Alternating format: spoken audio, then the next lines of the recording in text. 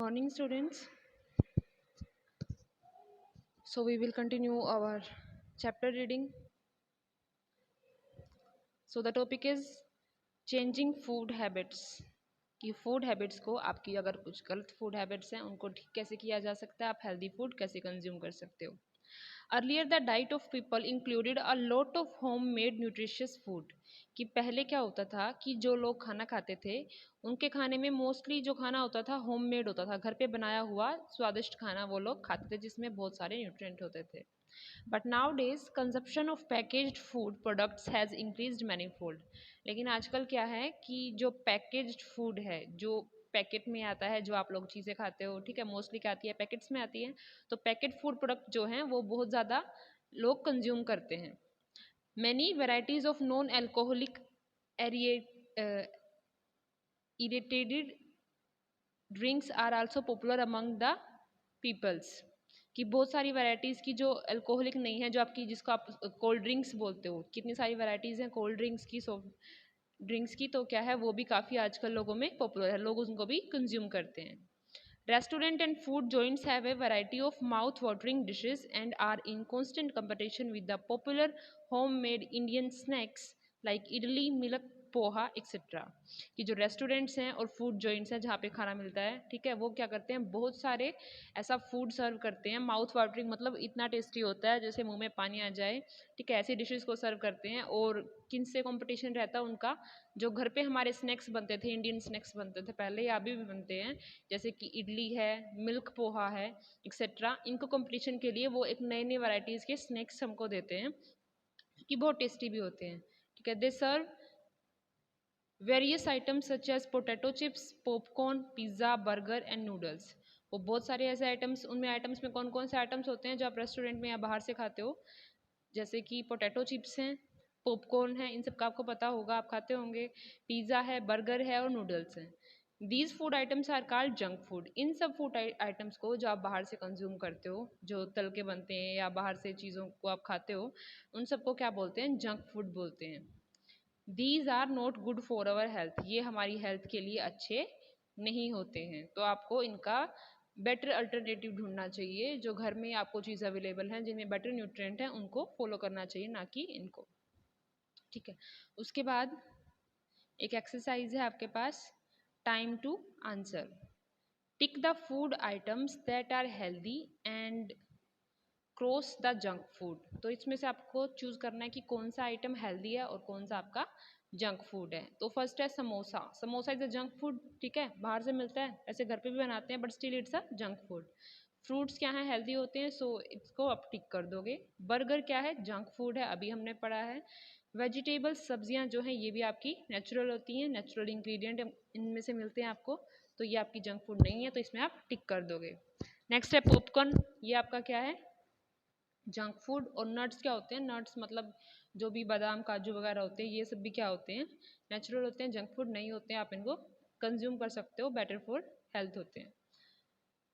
Next आपका जो topic है वो है फूड स्पॉइलेज, मतलब खाना, भोजन का क्या होना, खराब होना।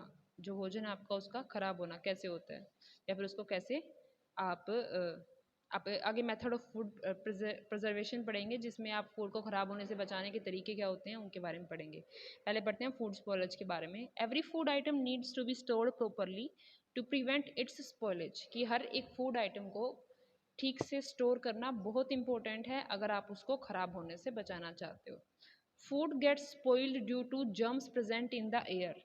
कि फूड खराब क्यों हो जाता है, फूड स्पॉइल क्यों हो जाता है, जो जर्म्स उसके अंदर पहले से प्रेजेंट होते हैं या फिर जो एयर में प्रेजेंट होते हैं उनकी वजह से, जब वो due to germs present in the air that thrive on it, क्योंकि जो जर्म्स एयर में प्रेजेंट है वो उसके ऊपर अटैक करते हैं, उसके ऊपर रिएक्ट करते हैं and contaminate unprotected food product. और जो फूड प्रोडक्ट अनप्रोटेक्टेड है, मतलब आपने उनको ठीक से स्टोर करके नहीं रखा है, उसको कंटामिनेट कर देते हैं, मतलब उसको दूषित कर देते हैं, उसमें इम्प्योरिटीज़ का मिक्स हो जाता है। Food spoilage can be defined as an undesirable change in the normal state of food. Food spoilage basically और कुछ नहीं है, क्या है, कैन बी डिफाइंड एज, इसको कैसे डिफाइन कर सकते हैं, an undesirable change in the normal state of food. कि ऐसा अनडिज़ायरेबल मतलब कि ऐसा चेंज फूड में जो कि हम नहीं चाहते थे, अनडिज़ायरेबल लाइक जो डिज़ायरेबल ना हो, जो हम नहीं चाहते थे, ऐसा चेंज फूड में होना क्या कहलाता है? फूड स्पॉइलेज कहलाता है। We can observe this changes by smell, sight, taste और टच। और हम इन चेंजेस को कैसे ऑब्जर्व कर सकते हैं? स्मेल से ऑब्जर्व कर सकते हैं, जब फूड सड़ जाता है तो उसमें से स्मेल आती है। साइट से मतलब देख के हम जज कर सकते हैं कि खाना खराब है या नहीं। टेस्ट से पता चल जाता है और टच से भी पता चल जाता है कई बार। स्मेल से कैसे मतलब कि सड़े हुए की स्मेल आती है। साइड से कैसे देख के अगर कोई चीज़ ख़राब है तो पता चल जाती है।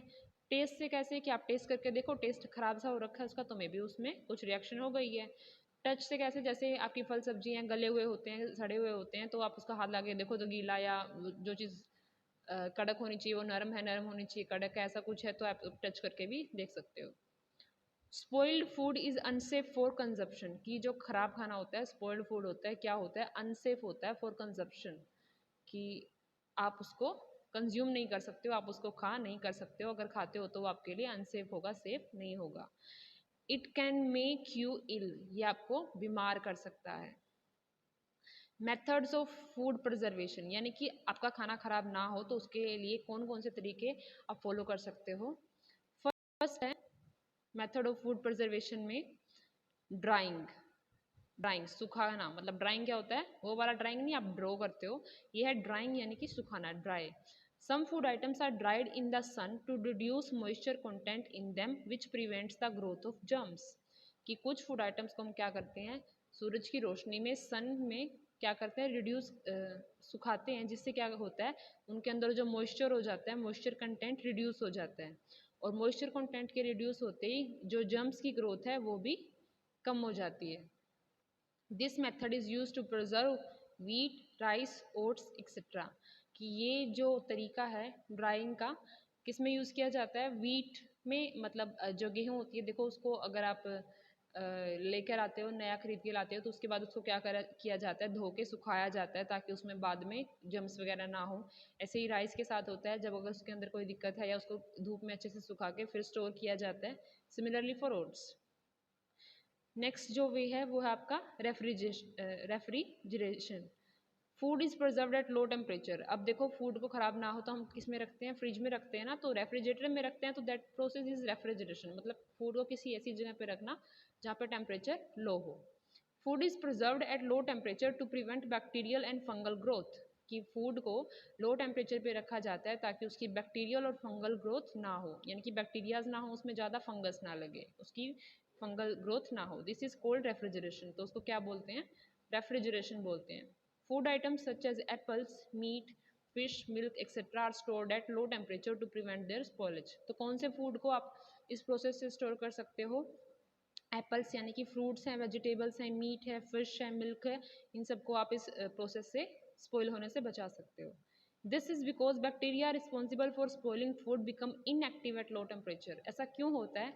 क्योंकि जो बैक्टीरियाज हमारे फूड को ख़राब करते हैं वो लो टेम्परेचर पे क्या हो जाते हैं? इनएक्टिव हो जाते हैं, वैसे वर्क नहीं कर पाते, इसलिए हमारा फूड ख़राब होने से बच जाता है और रेफ्रिजरेशन फूड का किया जाता है। ठीक है, तो हमने दो प्रोसेस किए हैं मेथड ऑफ फूड प्रिजर्वेशन में। आज हम इतना ही करेंगे। हमने पढ़ा आज चेंजिंग फूड हैबिट्स के बारे में कि आपको जंक फूड नहीं खाना चाहिए, हेल्दी फूड खाना चाहिए। दूसरा हमने पढ़ा फूड स्पॉइलेज के बारे में कि खाना ख़राब हो जाता है बहुत सारी चीज़ों की वजह से, और हम देख के, सूंघ के, टेस्ट करके, टच करके ये पता लगा सकते हैं कि खाना ख़राब है या नहीं। उसके बाद खाना ख़राब ना हो तो उसके लिए हमने दो मेथड पढ़े। एक है ड्राइंग, कि आप कुछ चीज़ों को सुखा सकते हो ताकि वो ख़राब ना हो, और दूसरा रेफ्रिजरेशन, यानी कि कुछ चीज़ों को आप ठंडे टेम्परेचर पे रख सकते हो, बहुत ही लो टेम्परेचर पे रख सकते हो ताकि वो ख़राब ना हो। So this is it for today. Thank you so much.